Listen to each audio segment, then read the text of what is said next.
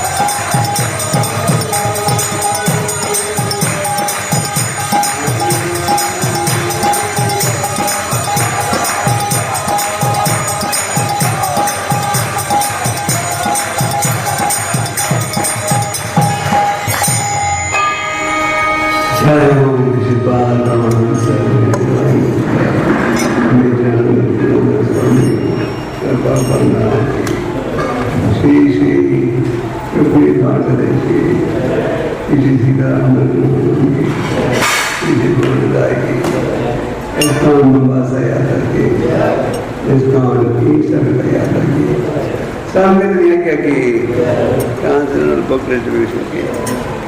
All glory to the Lord. All glory to the Lord.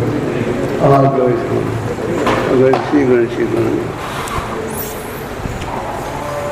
So we're going to discuss today the two verses we had on the board yesterday. These verses explain that if we develop certain qualities, then we become dear to Krishna. So how many of you would like to become dear to Krishna? Or look like an assembly of pure devotees? Okay. This verse is only for those who want to become dear to Krishna. Those who want to stay away from Krishna, then you don't have to attend the class. Okay. Prabhupada instituted the system of Bhagavatam class in the morning and milta class in the evening. And in between, 8 hours devotional service. And Prabhupada called this the devotional sandwich. You know what a sandwich is? You have 2 loaves of bread and something in the middle. So Prabhupada says, in the morning, we tell the Bhagavatam class, in the evening, the milta class, and in the interval, the devotional service. This is the devotional sandwich. If we eat the devotional sandwich every day, you will have no trouble making spiritual advancement. So we're going to go a little fast, it's a little late, and I'll wait for you. Om Namo Bhagavate Vasudevaya. Om Namo Bhagavate Vasudevaya. Om Namo Bhagavate Vasudevaya. Om Namo Bhagavate Vasudevaya. So we're going to read text 13 and 14 from the 12th chapter of the Bhagavad Gita. In the morning lecture today, we discussed the story of Arjuna and how the holy name saved Arjuna. These 2 verses that we discussed today, they describe, they give us guidelines how we can make spiritual advancement. The scriptures give us complete information on every topic. So we read the Sanskrit. Advaita Sarva Bhutanam Maitra Karuna Evacha Nirmamo Nirankara Samadaka Sukha Kashami. In the morning we had everybody chant, but we won't do that now. Other than we at 10 o'clock in the night. Advaita Sarva Bhutana Maita Karuna Evacha Namo Nirankara Samadaka Sukha Kashami. Advaita Sarva Bhutana Maita Karuna Evacha Namo Nirankara Samadaka Sukha Kashami.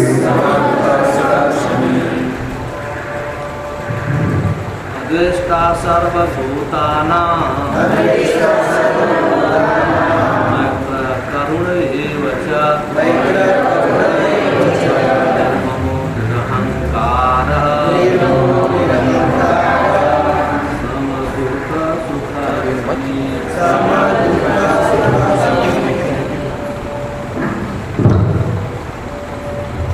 Okay, anybody else? Krishna Sarva Bhutana Krishna Sarva Bhutana Maitra Karuna Evacha Maitra Karuna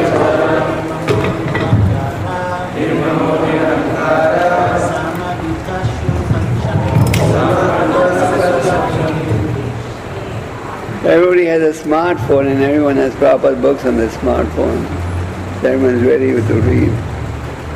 Okay, we have limited time. One more person.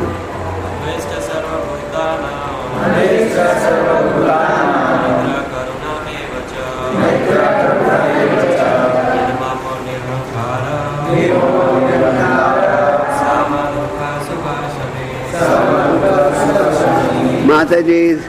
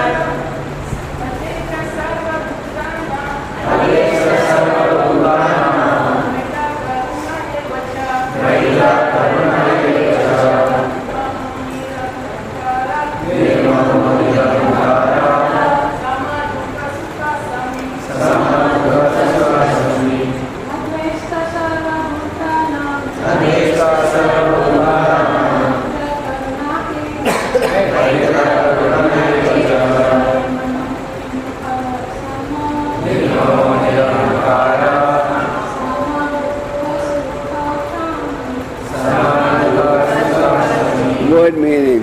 Advesha, non-envious, Sarva-bhutana, toward all living entities, Maharaj, friendly, Karuna, kindly, Eva, certainly,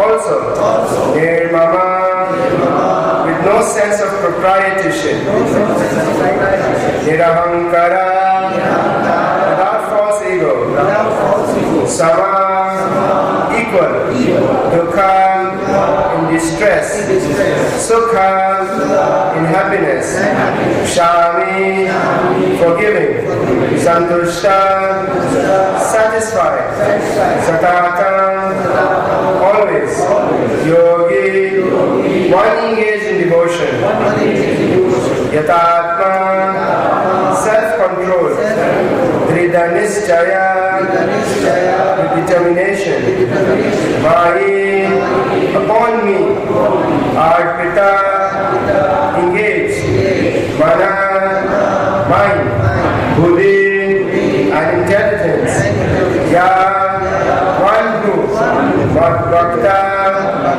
my devotee, Saha, he, man, to me, Priya, dear. Translation.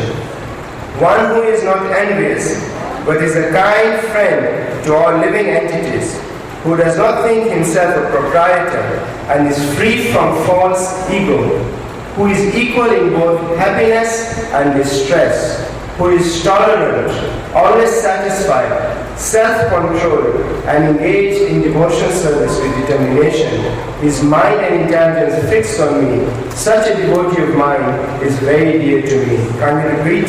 One who is not envious, but is a kind friend to all living entities, who does not think himself a proprietor and is free from false ego, who is equal in both happiness and distress, who is tolerant, always satisfied, self-controlled, and engaged in devotional service with determination, his mind and intelligence fixed on me. Such a devotee of mine is very dear to me. Gopal Swami Shri Prabhupada ki jai. Coming again to the point of pure devotion service, the Lord is describing the transcendental qualification of a pure devotee in these two verses. A pure devotee is never disturbed in any circumstances, nor is he envious of anyone, nor does the devotee become his enemy's enemy. He thinks, this person is acting as my enemy due to my own past misdeeds, so it is better to suffer than to protest. In the Srimad Bhagavatam 10.14.8, it is stated, Tat te anukampam sushikshmi shamano bhunjanna evatma kritam vipakam.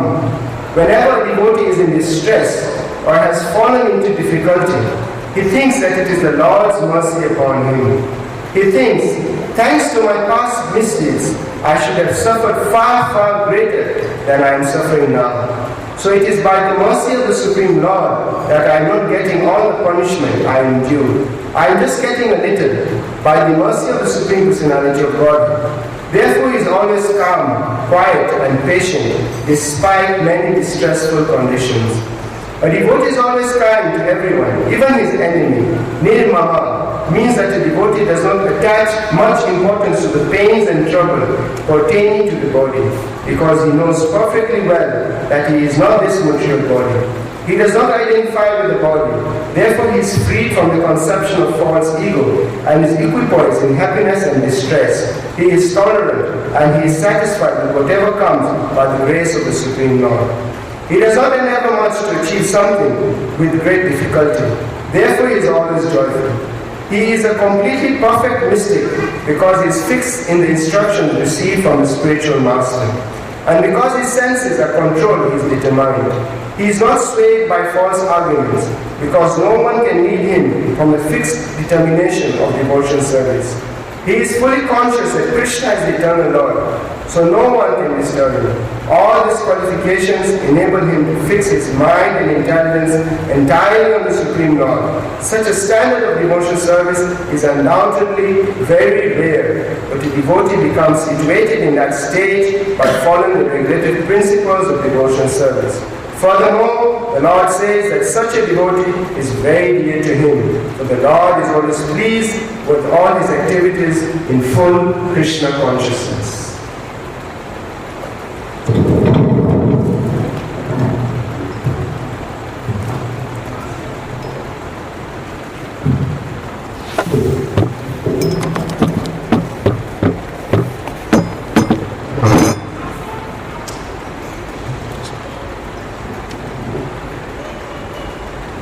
Hare Krishna.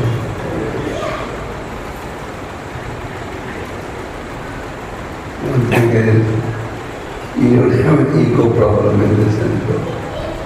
In many temples in our sound system, you have an ego problem. And because this temple is open from so many sides, there's no ego problem. Am I right? Om Namo Bhagavate Vasudevaya. Om Namo Bhagavate Vasudevaya. Om Namo Bhagavate Vasudevaya. Om Namo Bhagavate Vasudevaya. Om Namo Bhagavate Vasudevaya. Om Namo Bhagavate Vasudevaya. So these two verses of the Bhagavad Gita that you just heard are quite popular with devotees. Those who regularly read the Gita have marked important verses.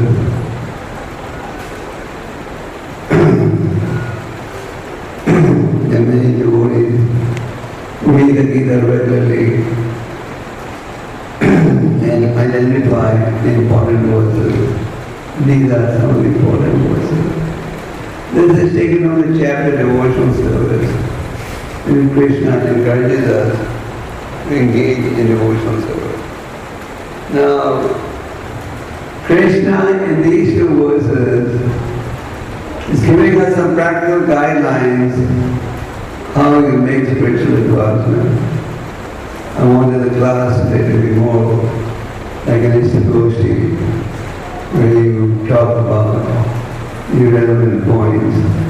That's why we selected this verse for discussion.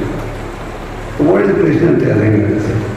We should understand, as we were explaining last night, the knowledge of the Bhagavad Gita is eternal.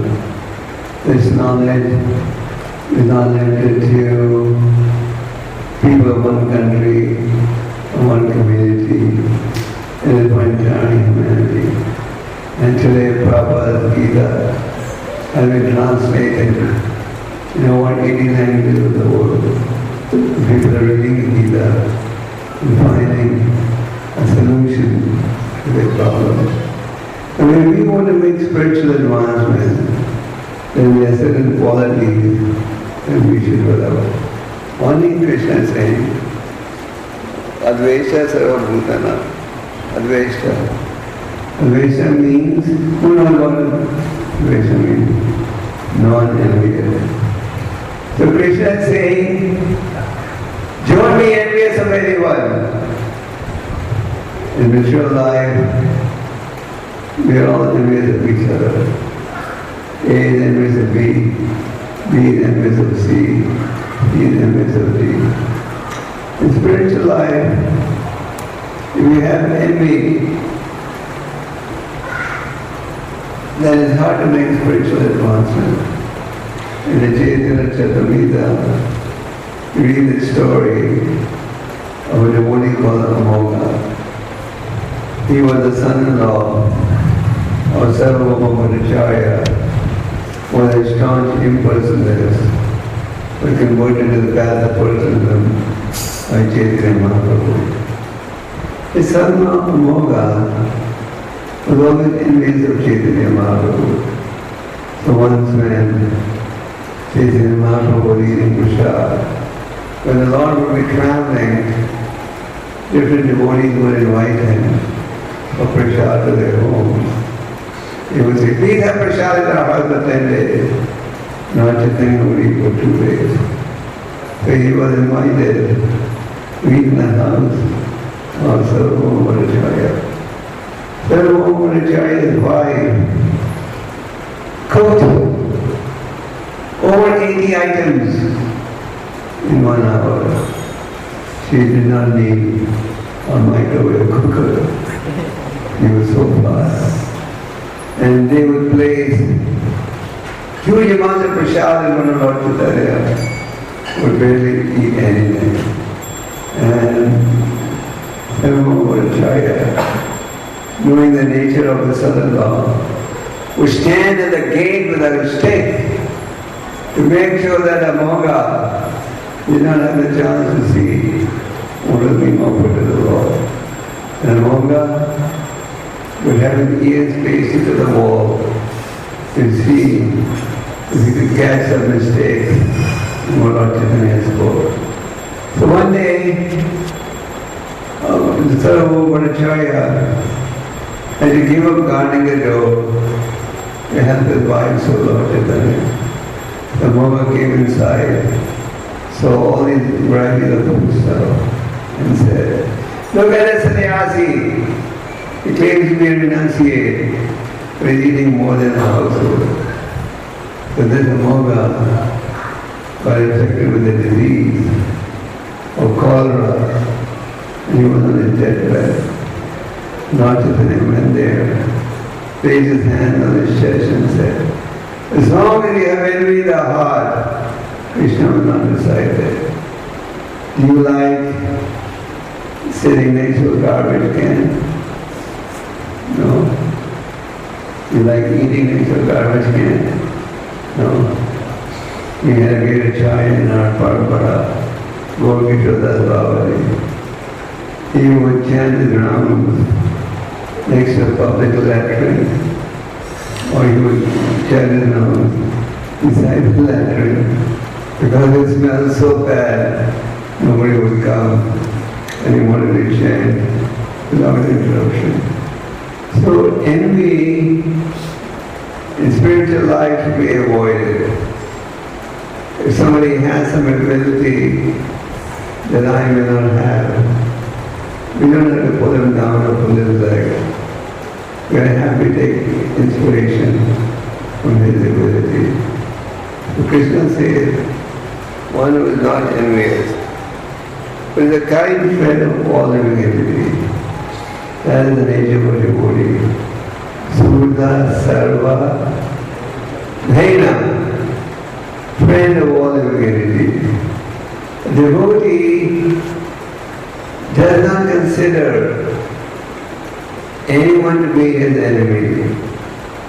Even if somebody is giving him, as they call it in English, hard time, devotee still doesn't think He is my enemy. He is my enemy. So Krishna is saying, don't be envious and be a kind friend of all living entities. And it is explained, devotee is even a kind friend of an ant. Chad Bharat, when he was carrying the king Ravana, he was walking so cautiously that he would not hurt even an ant. So that is the nature of a devotee. People talk about people talk about being merciful, but kill God's children at the same time. Animals are also less intelligent children of God. I was once having a discussion with the head of the Christian church in India. And we started off talking about religion and the need to serve God. But then I asked him, which Prabhupada often said, Jesus Christ said, thou shalt not kill. Why do we kill animals? He said, animals they're not rational. Rational means they don't have the ability to reason. So I said, of course they do. An ant is so sugar. The ants will come up from nowhere and go to all the sugar. The moment the ants see your fingers, they'll do it about them and run away. Cat will only come and steal milk, and there's no one in the kitchen. So ultimately he had no answer. He said, I want to prepare for this discussion. So Gita says, a devotee is a friend of all living entities. We don't discriminate between nationalities, etc. We view everyone to be part and parcel of the world. Then, he does not think himself a proprietor. In a real society, everyone thinks I'm the proprietor, am I right? There's no shortage of millionaires, or billionaires, or trillionaires. There are plenty of trillionaires around. But what's the problem? They think we are the proprietors. But here, Krishna says, devotee does not think that he is a proprietor. Devotee understands, I speak of God. Devotee understands, everything is coming from the Supreme Lord. If I have something ability, abilities are also coming from the Lord. Krishna says in the Gita, I am the ability man. If we have certain abilities, maybe artist, singer, dancer, whatever, that ability is coming from Krishna. Krishna said three things. Don't be envious of anyone. If you see someone with some abilities that you don't have, they are happy to take inspiration. Then, be a friend of all living entities. No one should be considered to be my enemy. Then Krishna is saying, do not think himself as a proprietor. One of the illusions Brahmaji created the universe. He created a path of purity and the path of fulfillment. For the path of purity, you have Sankhya, Yoga, you have transcendental knowledge. And for delusion, one of the principles of delusion is fear of death. We're all fearful. Death can come at any time. You're fearful. What's going to happen after that? But when it uses life in service of God, then there's no fear. Then you know, I'm using my life in service of God. Krishna will protect me. Then anger after frustration. When you become angry and you don't get what you want, that's when you become angry. Then, false sense of proprietorship, thinking that this is the result of my effort, so I'm going to enjoy it. In mode of passion, one works with Krishna explains the three modes of material nature. Goodness, passion and the goodness, the characteristic is he has some basic understanding that everything belongs to God. In passion, one works very hard and he wants to enjoy the fruits of his work, not share it with anyone. So this false sense of proprietorship is responsible for living in the deep entanglement. Then, free from false ego. Free from false ego. False ego means I identify with the body. I identify with my mind. Whatever my mind says, I'm going to do that. I don't care what the sadhus have to say. I'm going to listen to my mind. Then what is real ego? Real ego is recognizing I am fool number one. I need guidance. So I must turn to Shastra, Guru, for guidance. So ego will be there. You can either have false or real, just like action. It's not that a Krishna conscious person performs his own action. What did Krishna tell Arjuna? Tasmat sarveshu kaleshu mamanasmana yudacha. Oh Arjuna, with your mind and actions dedicated to me, take part in this battle with my pleasure. So, action has to be performed. The one who is in knowledge performs it for the presence of the pleasure of the Lord. Then Krishna says, be equal in happiness and in distress. And you may say, be equal in distress? Ridiculous. I'm happy, I'm equal in happiness. In other words, to the common man, happiness means obtaining what you want, materially, material wealth, material success, material recognition, etc. Krishna is saying, be equal in both happiness and distress. According to the laws of nature and according to the history of karma, we all have a quota of happiness and distress. When we take birth with a quota already fixed. And Pramanand says, doesn't matter how much you endeavor, you will not get one drop more. Get 1 gallon more. Pramanand says, 1 drop more than what you're destined. So don't waste this valuable human life. So Krishna says, be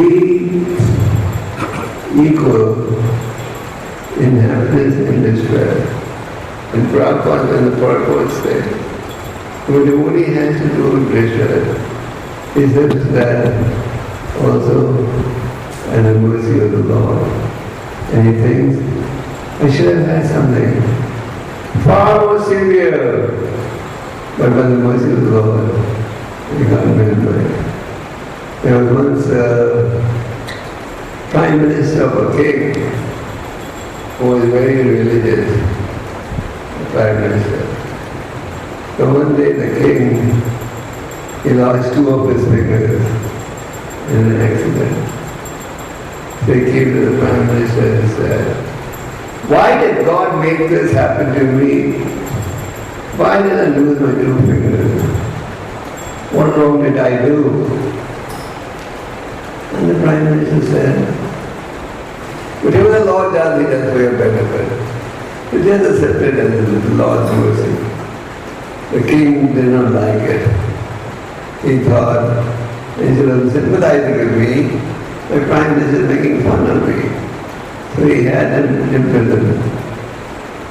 It is normal for kings to go on hunting. So this king had gone hunting and he got caught by the dacoits. And the dacoits wanted to offer him the goddess Kali. In the Bhagavatam we read about Jal Bharat getting caught and being prepared to offer the goddess Kali. Just like you offer fruits and milk, food to the Lord. Less intelligent people offer the goddess Kali to many human beings. So the king was caught by the dacoits. And the dacoits, in order to be the guru, they wanted to offer a human being to goddess Kali. So, but they have a certain etiquette also. I'll tell you what that etiquette is. So they were massaging the king, preparing him to be slaughtered. Oh, goddess Kali. And as they were preparing him, they saw 2 fingers of the king are missing. Oh, too bad! His 2 fingers are missing. We can't offer him to the Lord. So, because just like if some apple is cut, you don't offer it to the Lord, isn't it? So if anyone has his parts missing, they don't offer them to the Lord. So they release the king. The king was very happy. He said, my Prime Minister, what he said was right. Whatever the Lord does. He said, whatever the Lord does, He does for our benefit. So the king came back to him. Because his 2 fingers were cut, they did not offer him to goddess Kali. So when the king came back, he said, release the Prime Minister. What he said was true. What the Lord does, He does for our benefit. And the Prime Minister wanted peace. But then the king asked the Prime Minister a question. He said, you are so dependent on the Lord. You are so Krishna conscious. Why did God inspire me to put you in prison? And the Prime Minister said, you are a fool, sir. You don't understand. If you would not have put me in prison, I would have also gone out with you. Like I always said. And I would have got caught also. And when all the parts of my body are intact, I would have got slaughtered. So by putting me in prison, He saved me from getting slaughtered. So a devotee's understanding is, if there is some distress, and there will be distress in life, who likes disease? Does anyone like disease? Who likes old age? Nobody likes old age. Nobody likes that. So, but we have to experience all that. We would love to be in a position where everything in touch becomes gold. But it's not going to be like that. So a devotee should be undisturbed in happiness and distress. If some happiness comes, take it as a God's mercy of the Lord. If some distress comes, think that I should have got something other than more severe. The Lord has minimized it. So Krishna says over here, be equal in both happiness and distress. Who's always tolerant. This quality of tolerance gets repeated again and again. Lord Chaitanya instructed his followers to write volumes of books on devotional service. But he gave us only 8 verses known as, and what did he say in the 3rd verse? Radha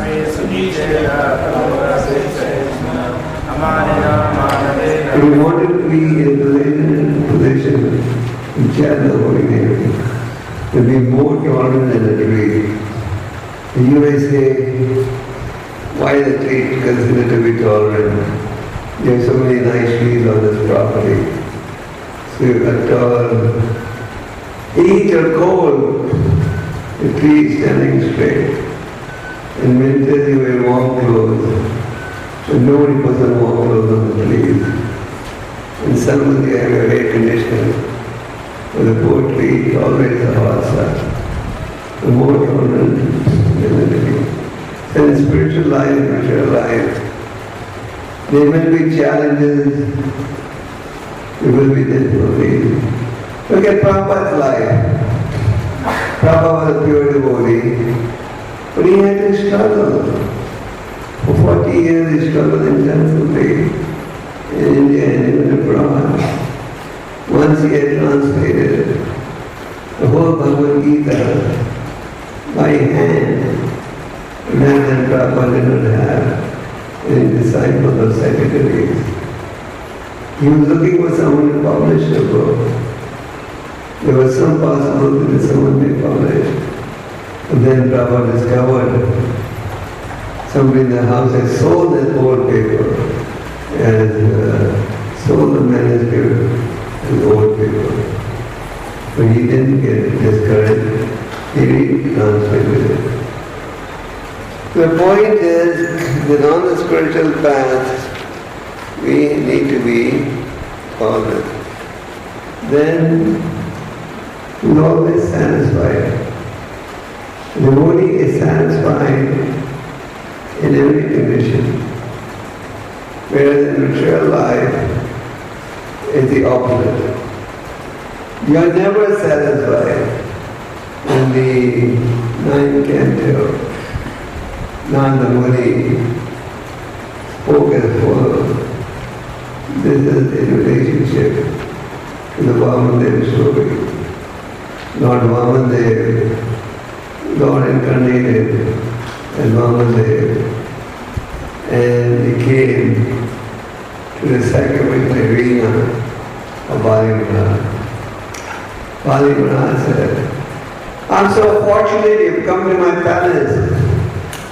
Please describe to me what can I do for you.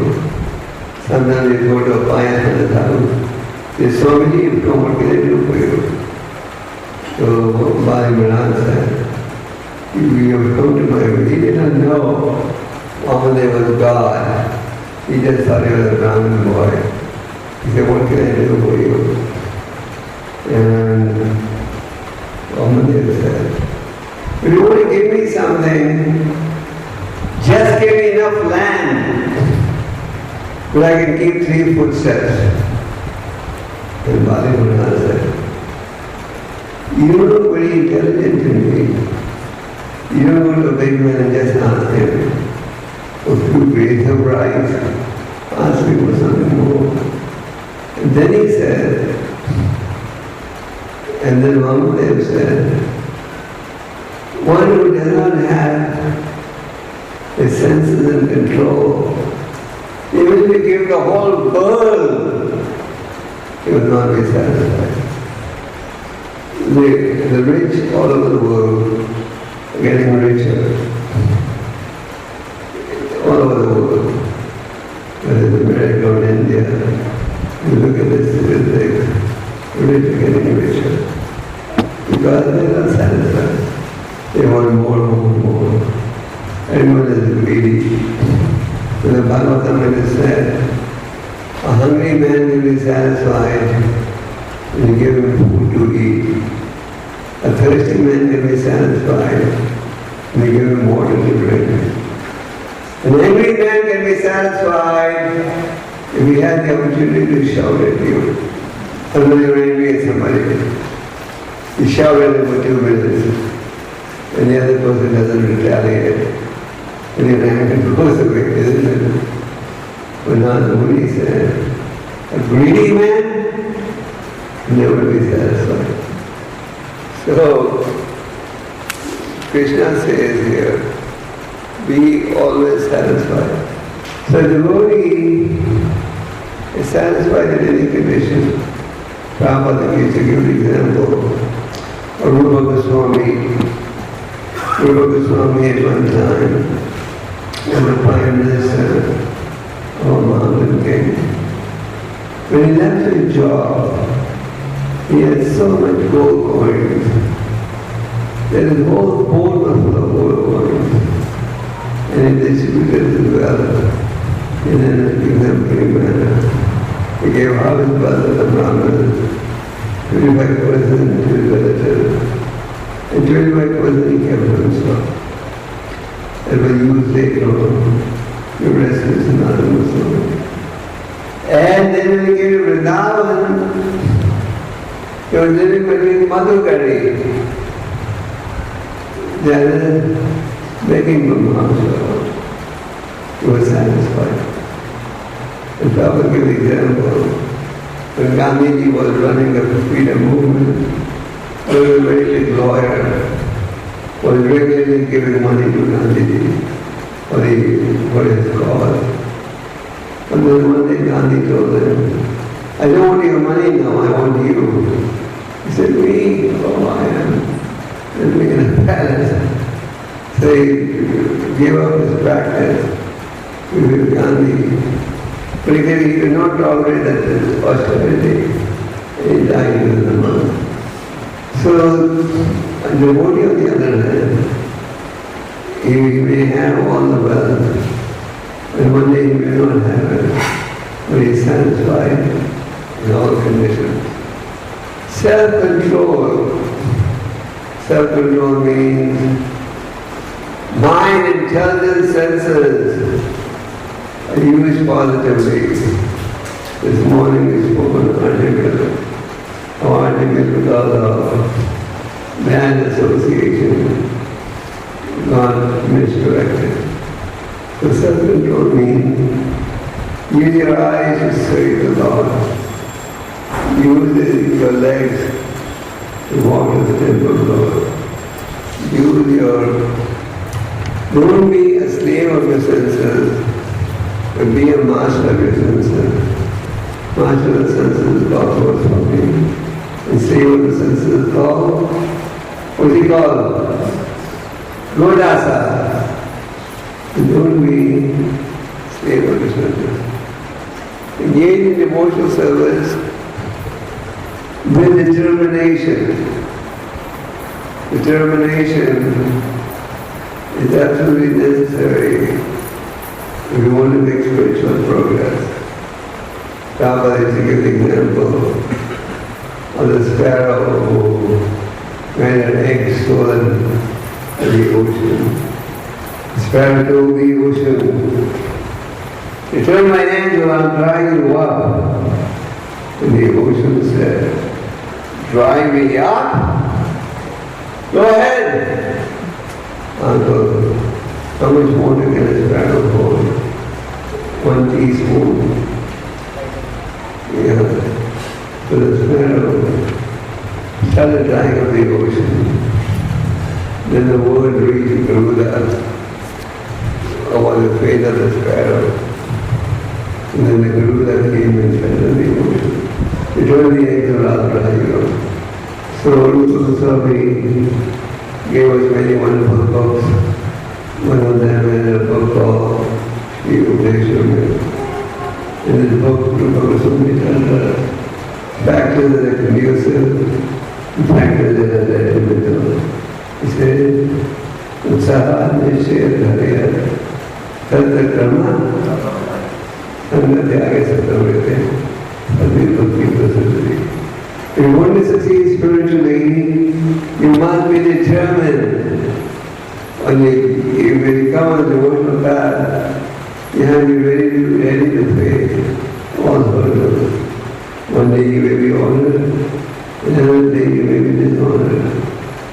So it's not that the day you're dishonored, you think, okay, I'm going to pack my bags. So you be tolerant and be engaged with determination. Engage your mind and intelligence in service to the Lord. The mind is always contemplating. I have this much today, I should get this much tomorrow. Mind is always contemplating, how can I get more sense of enjoyment? But Krishna says, use the mind. How can I serve Krishna better? Think positively with the mind and intelligence. And then Krishna says, such a devotee is very dear to me. If you want to become dear to Krishna, you have to make an effort. You have to pay the price. Krishna says, Sarva dharma parityajya mam ekam sharanam vraja. Ham tvam samarpami bhava. I will protect you, provided you surrender to me. Krishna doesn't say, do your nonsense and I'm ready to protect you. Krishna imposes the conditions in every step. He says, if you think of me, bow down to me, become my devotee, then you will come to me without fail. He doesn't say contemplation, enjoyment, then you will come to me.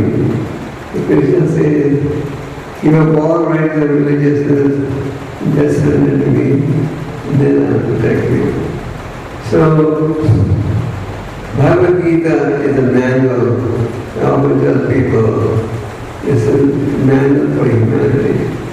It's like you buy an expensive car, buy an expensive appliance, along with that you get a manual from you. Do's and don'ts. Bhagavad Gita is our devotional manual.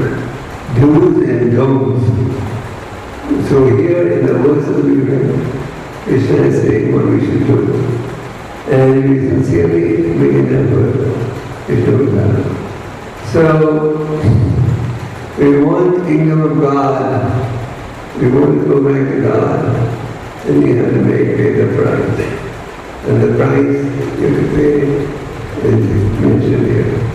Rupa Goswami says, my dear friend, whichever price you have to pay the price to become Krishna conscious. It means in order to know Krishna consciousness, you may have to make some sacrifices, adjustments. Do it, because the ultimate goal is pleasing Krishna. So we thought that we'll read these verses and we can take on some questions now. Hare Krishna.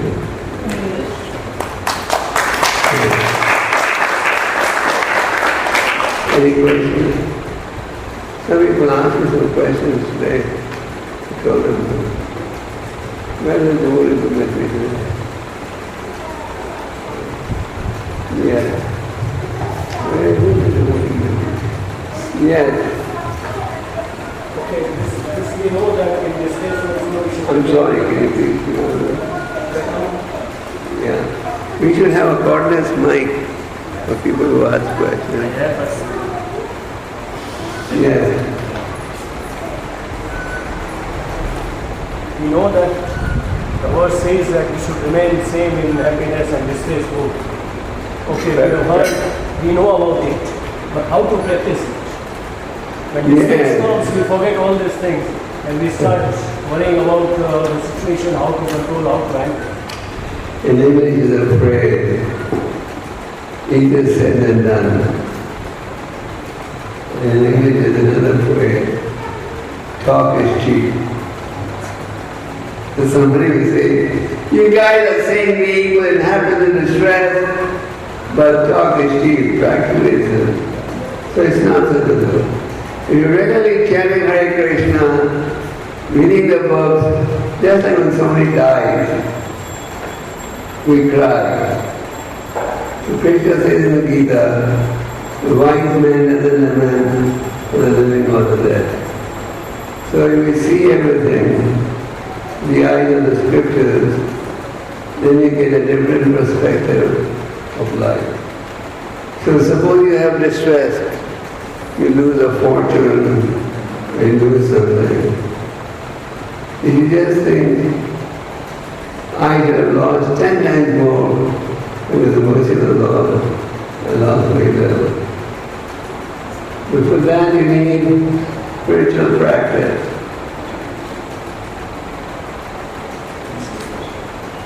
normally the worry remains maybe for a few hours, but those few hours are like big time to pass.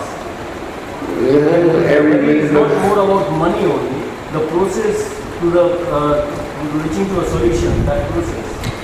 every minute is equal to 1 hour. When you're in distress, the watch moves very slow.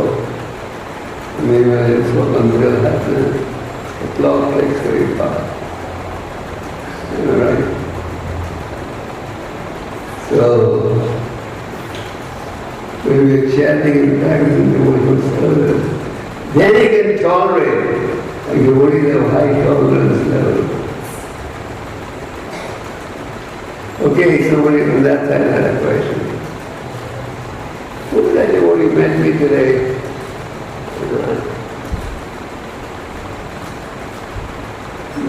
Okay, yes. Okay, so you said that we should make an effort. At the same time, you said that we should be satisfied. So when should we know when to be satisfied, when not to be satisfied? An example is like Maria, she's satisfied with her suffering, and she sees her suffering as an opportunity to learn. So we have to make an effort. We also have to learn how to be satisfied. How do you diagnose when to be satisfied and when not to be satisfied? We have to be satisfied and we have to make an effort. So how do we know when we should maybe satisfied, or when should we be making an effort? Well, that effort will always be there. In life, doesn't matter what you're going to do, there has to be effort. Just because we become Krishna conscious, doesn't mean we stop making effort. And your question is, at what point? Well, how do we know when we see? Should we just be satisfied or should we try and make an effort? So make an effort. Let's say you have a problem. Try and make an effort. But don't over-endeavor.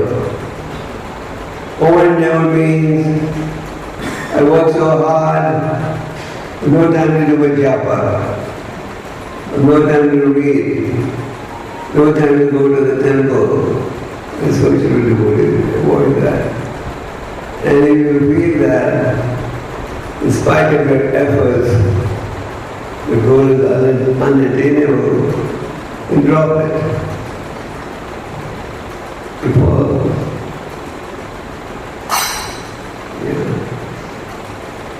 And if you're confused whether you can drop it or not, then take the assistance of some qualified spiritualist who can guide you.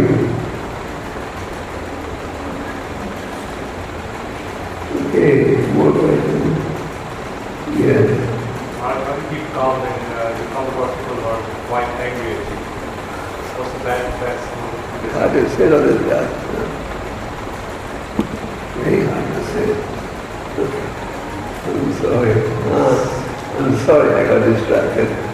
Maharaj, I'm asking you, how do you keep yourself calm when you come across people who get mad at you, when they're angry at you? Well, there was a Hollywood movie once. The movie was called The Mad, Mad, Mad World. You remember that? Basically living in a mad world where everyone's almost mad and intoxicated. You have to be ready to face up to the challenges. Just because someone's mad at you, someone shouts at you, doesn't mean you need to shout back. In English they say, tit for tat. You know, a tooth for a tooth. Whereas our philosophy is, we don't believe in tit for tat. We believe in tolerance. Even in a devotee relationship, there was someone say something, doesn't mean you should retaliate. If you're more cool, then things will get blown over. Yeah.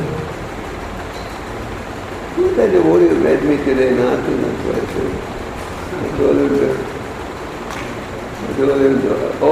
to ask the question in the class. Okay, ask the question. You have a godless mind.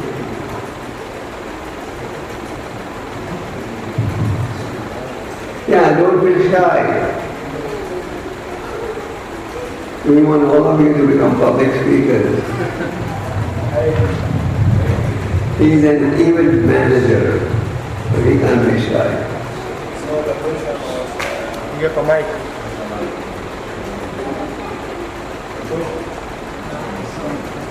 Okay.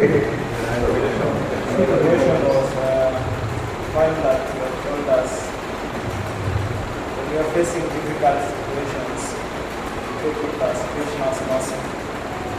So, but find that when that difficult situation comes, you usually forget that part of this is Krishna's mercy.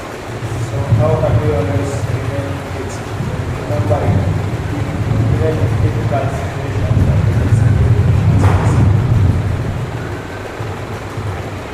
One thing is, you can't put all the blame on Krishna. Any difficulty happens.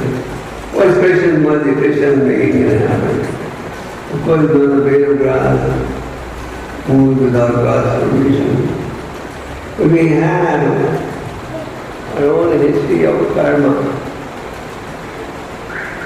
So we do not forget that your own history is determining your happiness and distress. Something bad happens. Sometimes people say, why do bad things happen to good people and good things happen to bad people? This is a common phrase in English.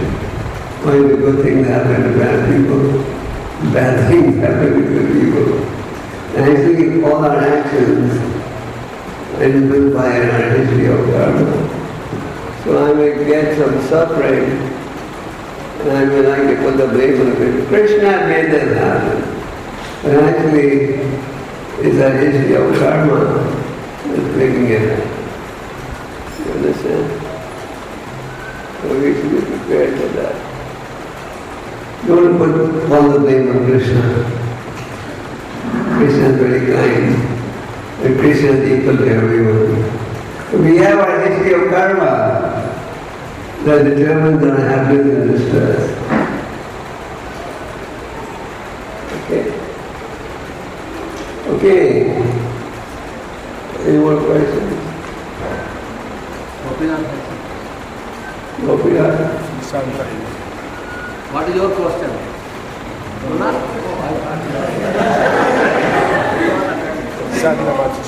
Yes. I can't say the district.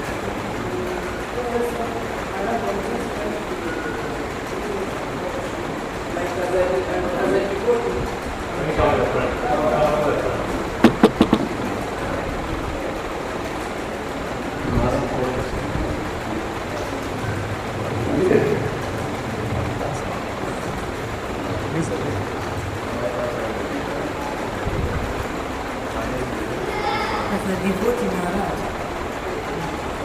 chanting and practicing devotional service, then you feel probably you're purified and done. But what do we do to the offenses that we do unknowingly? The offenses that we do knowingly, which we can correct. But what about the unknowingly offenses? What are the offenses we commit unknowingly? Unknowingly, yeah. Knowingly or unknowingly? Unknowingly. What do we do?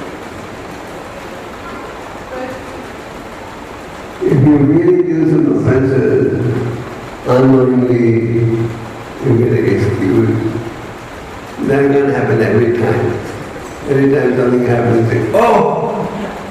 I did it unknowingly. These ones are, we don't know about them completely. Like you're committing a certain offense, but you don't know that, you don't know that you have committed an offense. Yeah, well that may happen once or twice or thrice. Yes. It's not going to happen all the time. You are not aware about it, but you have committed an offense. Be careful so you don't repeat it. Is that your question? If it don't unknowingly happening, then how you know the things are happening? No. Anyway, the point is, Related to karma, that's what she is asking. Suppose she has walked on and there is an end, which she didn't see. no. So therefore what I'm saying is, be careful that you don't commit an accidental mistake also. If some accidental mistake does take place, Krishna will pardon you.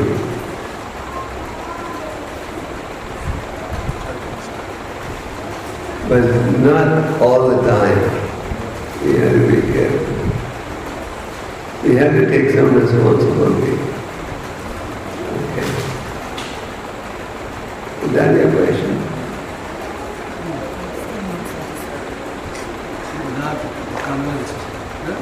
But what exactly is the question, man? What exactly is the question? It's like, there are those offenses that there are those offenses that you commit unknowingly, but someone will tell you this is an offense. But there are those ones that you commit unknowingly, no one knows, and you also don't know. Yes, but we have, if you read the books, you know what offenses you can avoid.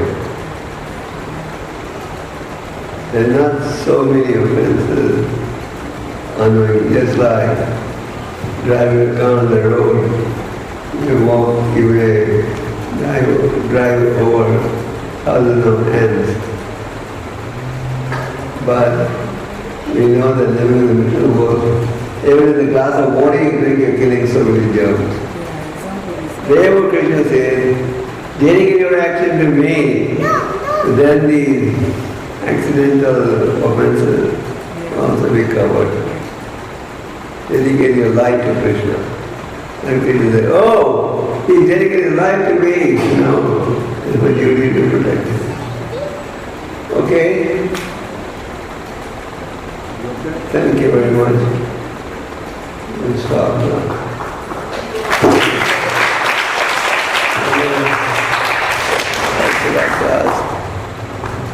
That's what does. सुबह जाएंगे तो मोहब्बत के लोग के साथ वो तो नहीं रह सकते उनको भी दे सकते। हाँ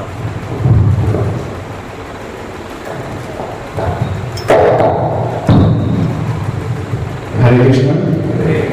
So Maharaj tomorrow also will give the class evening. Morning class will be given by His Grace Gopal. And day after tomorrow. Class सुबह देंगे No. हाँ Okay, so tomorrow evening class will be last class of the Maharaj. So everyone are requested to come and take this After the class, opportunity. you are getting into the bus to Nairobi. Okay. And we need prasad for everyone, so please take the prasad. Hare Krishna.